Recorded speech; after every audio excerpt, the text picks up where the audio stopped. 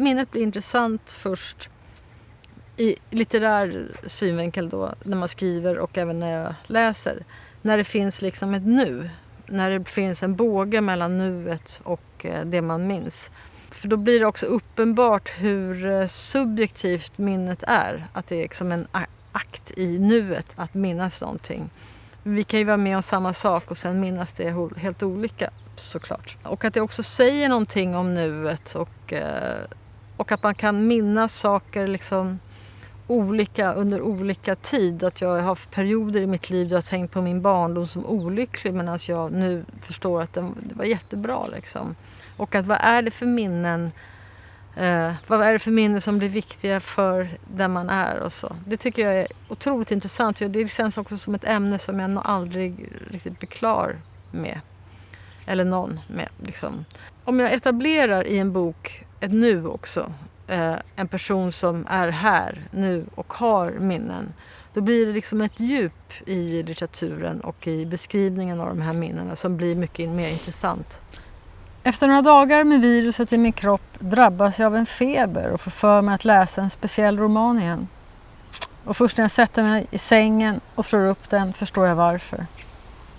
På försättsbladet så skrivet med blå kulspetspenna i en omisskännlig handstil. 29 maj 1996. Bli frisk snart. Det finns franska pannkakor och cider på 4 knop. Jag väntar tills vi kan gå dit igen. Kyssar som hellre vill vara på dina läppar, Johanna. Den gången hade jag malaria, smittad ett par veckor tidigare av en östafrikansk mygga i ett tält utanför Serengeti. Insjuknad när vi kommit hem och inlagd på Hudiksvalls lasarett utan att någon förstod varför mina värden rusade. Och när diagnosen till slut ställdes stod sjukhusets alla läkare i kö för att titta på kvinnan med den exotiska åkomman. Det brann en eld innanför min panna och varje morgon på sjukhuset vaknade jag i gryningen och mina egna flämtningar och en huvudvärk jag dittills aldrig tidigare känt. Efter resan till Östafrika hade jag åkt direkt till Hälsingland för att hälsa på min farfar som snart skulle dö. Och istället insjuknade jag och höll själv på att dö.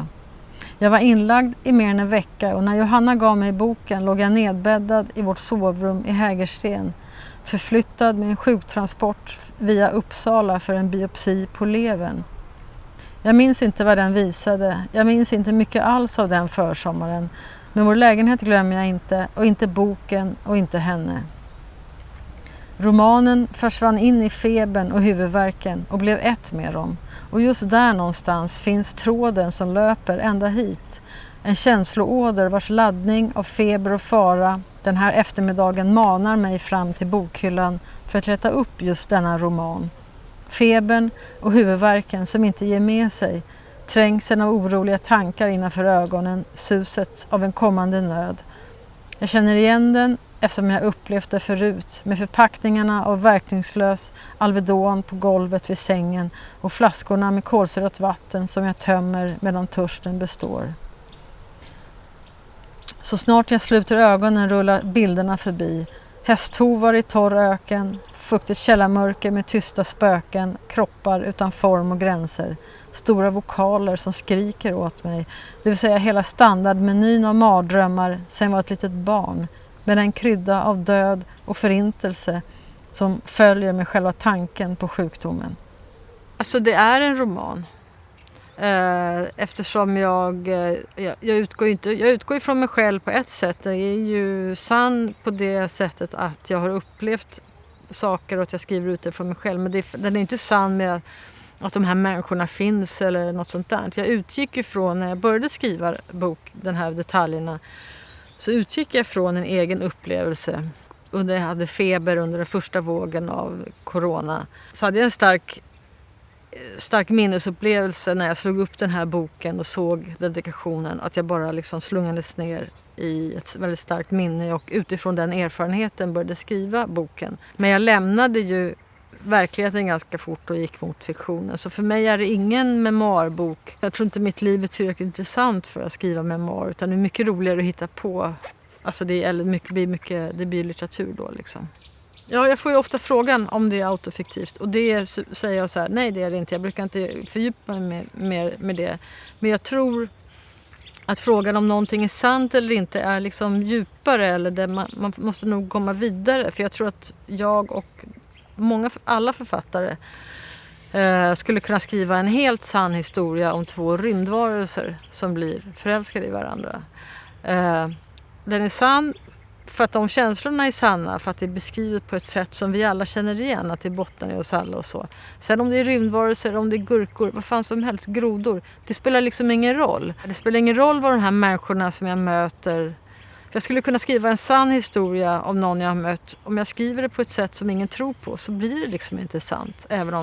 Även om händelserna är sanna och jag använder med liksom rätt namn och så. Genren är ju lite grann uttänjd för att det är många som har skrivit autofiktivt och använt sig själv på det sättet. Och så är det ju både i Danmark och Sverige vad jag fattar. Jag är inte så intressant. Alltså, varför skulle jag skriva om mig själv liksom? Och varför skulle någon vilja läsa? Det är super ointressant. Alltså, jag kan skriva mina erfarenheter men jag måste liksom göra det. Jag måste ljuga väldigt bra för att det ska kännas sant helt enkelt. Jag var ju först journalist. Jag upptäckte att jag kunde skriva liksom. När jag gick på universitet och läste olika ämnen så upplevde jag att det här är ganska lätt att skriva. Jag tyckte det också var väldigt kul. Så då blev jag journalist. Och jobbade som det i några år, i 10 år, kanske 15 år. Och tänkte att, det här var, att jag ville liksom vidare, det var roligare att hitta på grejer. Jag märkte att jag själv började liksom hitta på, jag skrev hellre små noveller och små berättelser och så. Så då tänkte jag att jag provar det. Dessutom var det inte så, jag frilansade som journalist och den marknaden liksom kollapsade lite grann. I början på 2000-talet. Det blev så otroligt dåligt betalt. Det blev ingen bra bransch längre liksom, för mig som frilansare. Så då körde jag lite grann på det här. Jag provar med litteratur och ser om jag kan göra det. Liksom. Och sen när jag höll på att skriva, om det var min andra bok, så blev det som att jag var liksom väldigt mycket. Jag behövde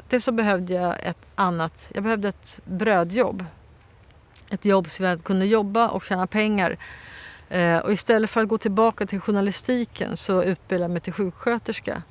I Sverige och jag tror också Danmark är det enorm brist på sjuksköterskor. Så man får liksom alltid jobb. Man kan också jobba på sina egna premisser. Man kan hoppa in några timmar. Man kan jobba på flera ställen. Man kan jobba natt, 1 månad. Alltså man kan jobba hur man vill. Och kombinera skönlitterärt skrivande och journalistik för mig. Det var svårt. För det är som att när man skriver, det är liksom, för mig då, är det samma bränsle typ. Det är samma bokstäver som ska ner och de blir liksom utnötta, eller vad man ska säga, om man jobbar med skriven journalistik. Det är jättemånga författare som kan kombinera de där sakerna. Jag fixar inte det. För mig var det mycket enklare och jobba på psyket. Man sticker folk i rumpan med sprutor. Man pratar, man delar ut mediciner. Det är liksom inga bokstäver. Så det var väldigt bra kombi för mig att skriva och ha den här sjuksköterskeutbildningen. Framförallt också för att det är så jäkla lätt att få jobb som syrra och sjuksköterska. Att man bara kan ringa, hoppa in, alltså jobba julafton. Ja men du vet, sådana där grejer. Så det är en så bra kombination för mig. Det finns ju författare som kan översätta på förmiddagen, så skriver de en krönika vid lunch och sen eftermiddagen skriver de en roman. Jag skulle aldrig klara det. Alltså jag har absolut inte den talangen. Så jag är liksom bättre på att vara sjuksyrra då. Så det är en bra kombi. Sjuksköterskearbetet är också per definition meningsfullt. Ibland kan man ju sitta och hålla på och flytta ett kommatecken i 3 veckor. Och det känns så bara, vad fan håller jag på med? Men när man är syrra så är det ju alltid meningsfullt. Man gör ju alltid liksom man hjälper människor, det är liksom väldigt givande eller vad man ska säga. Eller när det var så högläsning hade vi i klassen, om det var när jag var 9-10 år eller någonting. Och så läste vår fröken Rötter, Roots. Jag tror Alex Haley eller något så här. Otrolig upplevelse.